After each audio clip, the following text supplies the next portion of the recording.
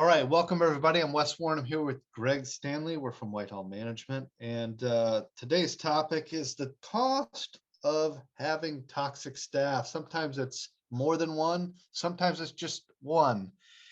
And a lot of offices really kind of put up with this for various reasons. There's a lot of different reasons why they might keep somebody on. And when you hear this, you might go, well, toxic, yeah, you just get rid of them. Well, it's not so simple. A lot of times we keep these people on because they're good at something else. They might be hard to replace. But what we really want to talk about is the cost to the practice, to the team, what it all means. Hopefully give you a sense of when you should make a change by the end of this video. So Greg, first, tell us a little bit of why people keep these people on. What makes them hold on to these toxic people when you say, oh, well, they're toxic, why not just get rid of them?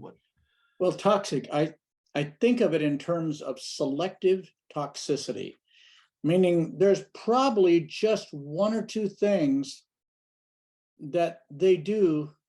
Maybe they're self-centered, maybe they're dominant type of people, whatever, but they're causing other staff to actually regret coming to the office. They may cause patients to regret having to come back.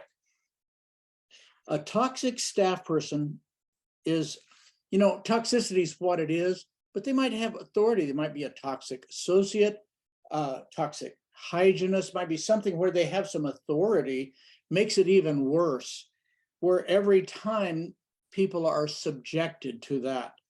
So selective toxicity is what keeps them with us. There's this one thing, if we can just kind of get past that, we have to remember too, they're not usually treating the doctor in a way that would make them quickly want to turn them over and get them out of there. Tell me what you mean by that. Yeah. Usually the weakest person on the team. And when I say weak, I really don't mean that. I mean the least assertive. They just kind of go along, do their job, can sometimes become the target of people who want to kind of dump their toxic bucket on them. And so they're the first ones to go typically, because let me tell you where I first ran into this. Was in an office in Colorado. A hygienist was known for saying the meanest, most unkind things that would come to her mind. And when she was called on it, we called her on it. She said, well, do you want me to tell the truth? Or do you want me to just be nice? And, being careful with her verbiage would have meant the world to the practice. It would have been the best. So she was responsible for keeping half the practice literally in tears. She kept people upset. Whenever you have this condition in a practice brought on by somebody, usually there's something, like you said, Wes, that nails them into the office. Like they're the only one that can sell big cases, or only one that can get money out of people, or the only one that can file insurance right, or whatever. They have something that someone else had probably recently failed at, and this person stepped up, did a good job, but by darn, she's cashing in on it. She doesn't show up all the time. She says whatever's on her mind, no matter how unkind it is. You asked the question, what does this cost us? It costs us the best people probably that we've ever had. People just say, I wouldn't do this for all the money. You can give me all the money this practice makes. It's not enough. They're the people too that lead rebellions, uprisings, like saying things like, this bonus is a bunch of crap. Let's don't do bonus. Let's all just take big raises. Well, big raises mean we get paid a lot more and don't have to do anything different. Bonus, we get more, we do more. Yeah, this person tends to undermine any kind of thing that you want to implement in the practice in sometimes a passive aggressive way, but sometimes very boldly, depending on how much authority they have. They can just shout you down as far as why we're not doing that, and look around like they're speaking for everybody. Right. This person can stop any progression towards improvement. Anything that you want to implement, anything you want to change, they will just stop it dead in its tracks. and let it quietly die. If they're smart, they'll do it the passive aggressive way and just slowly let it fail. And that's, yeah, you keep this person on and it's costing you your future. Let me just give you one of their strategies. Like if I were one of these people, I would have learned from all the ones I've met. What I would say to anything you want to change is, well, do you want to collect the money or do you want to start doing, and then you fill in whatever you want, you know? They always have some way to trump you. Like whatever you want, it'll somehow come at some tremendous cost. Now, you need to be good at this. And this is where you talk to your consultant, because we kind of know what a staff person can do. So when somebody says, well, I can either do this or I can do what you've asked me, a lot of times we know that a decent person, a person with any skills or talent, can do more than one thing. So saying I can't collect the money if I have to do that, that usually doesn't fly. We had an office, Greg, we just talked to, the doctor was trying to convince hygienists to go from an hour to 50 minutes. And they all threw their arms up in the air and said, patient quality, patient care, patient blah, blah. You know, they had all the excuses. I wouldn't say excuses, but things that you'd nod your head at. Yeah, we don't want to compromise that, you know? Yeah, and everything was centered on patient care. But then the doctor said, but if you do the 50-minute schedule, there's $2 an hour more in it for you. And everybody threw all those reasons out the window, and everybody jumped on for that little extra raise. These people are pretty, now that those aren't toxic hygienists by any means, but people are pretty smart at talking you out of why they can't do something. And that would be one of them, you know, changing the hygiene schedule slightly to benefit the practice a little more, certainly with how much the wages have gone up. You know, while we're talking about that, you asked the question directly, what is this costing us to leave this person in place? They tend to use the crowd to back them up. It's right out of Gladiator, win the crowd, Maximus. If they can win the crowd, get them behind them, when they go, hey, this isn't money, this is like a paycheck, only smaller, this is pointless. And pretty soon everybody's going, yeah, yeah.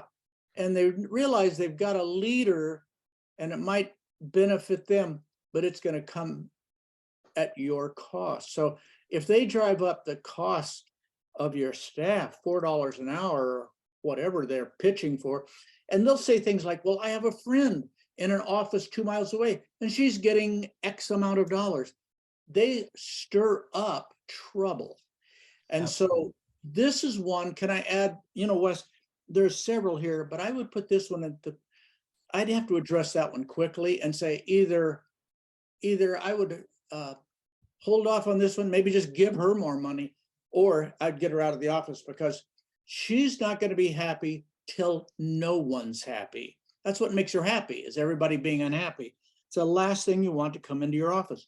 People like this can actually be, in and of themselves, unmanageable. And let me explain what this creates. We've got this phenomenon. We've got a leader over the practice, clinic administrator. We have a front desk, assistant leader, and a hygiene leader. Maybe that's a shared duty.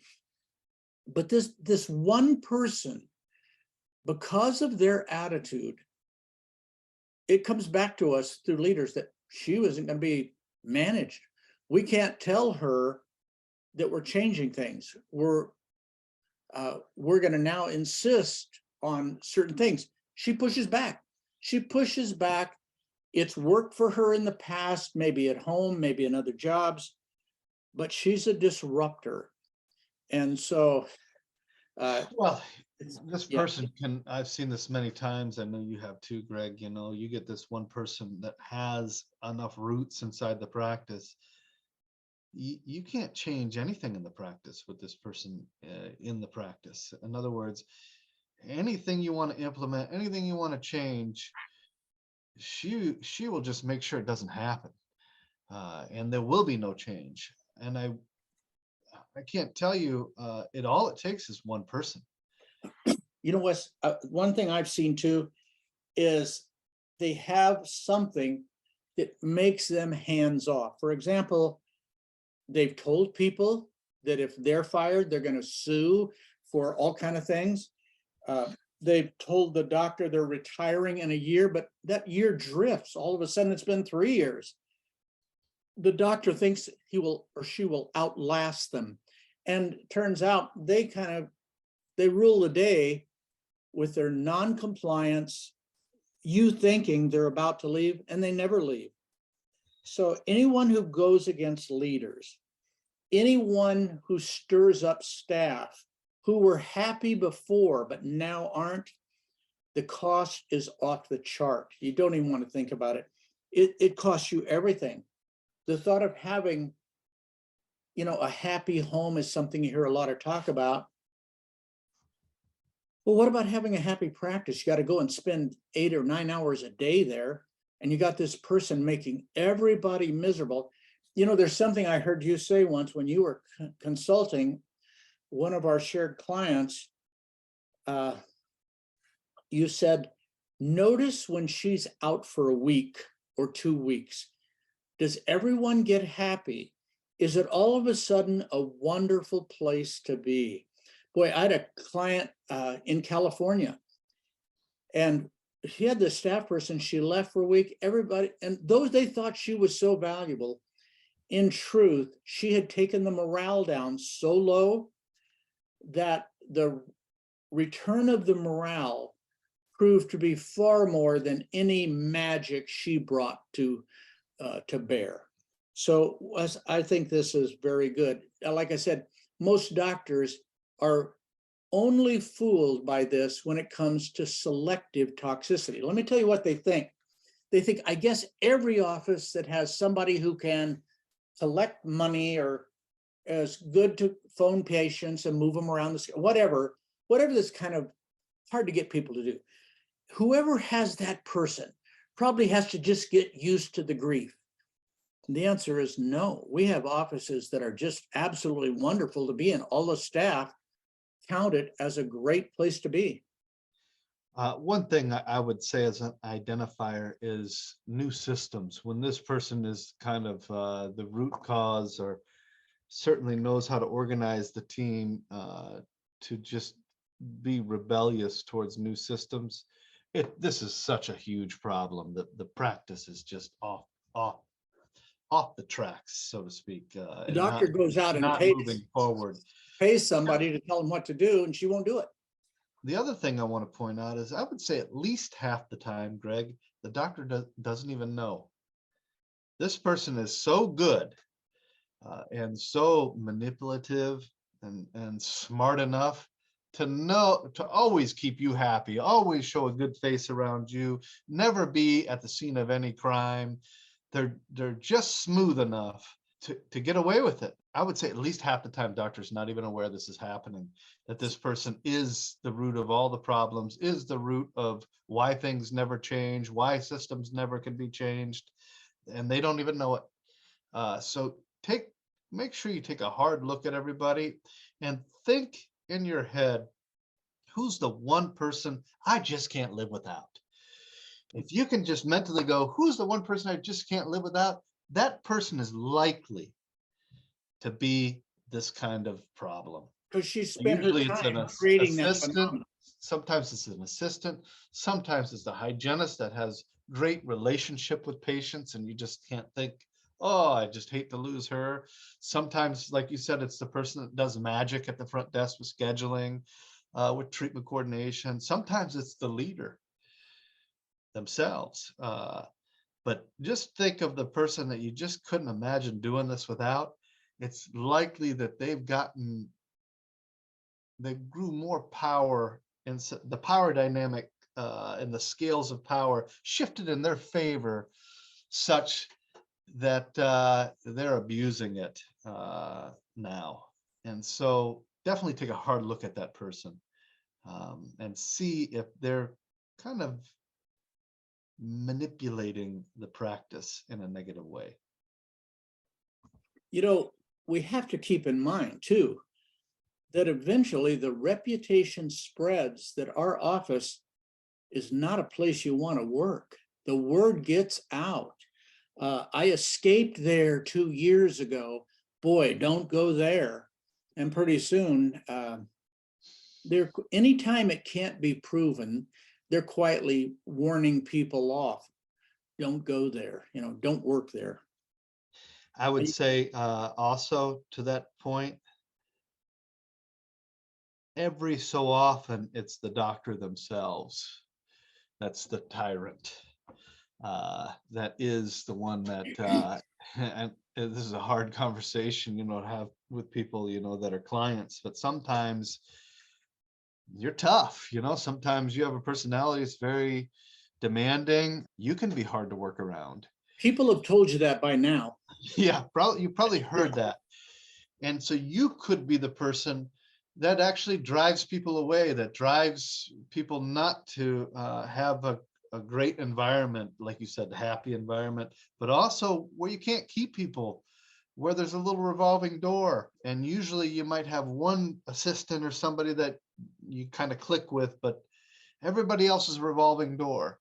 Be conscious of that, if that is you. What you got to make sure of too is that either that's your natural state and you just quit holding it back and you're inflicting it on others, or you have so many people not doing their job, not picking up their load, that you're the only one in harness. You're the only one pulling. And so you look like a tyrant.